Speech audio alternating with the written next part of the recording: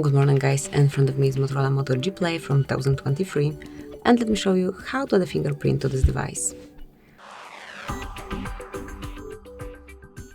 So at first, open the settings, then find and select Security, and click on Fingerprint. Draw your unlock pattern if you have one, and here tap on Add Fingerprint. So you've got the sensor on your power button. All you have to do is to keep tapping with your fingerprint till it is fully added.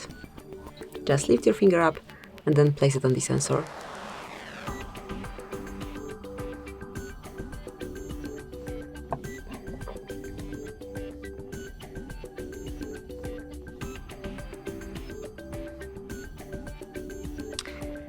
Tap on done, and as you can see, from now on you can unlock your device with this fingerprint only.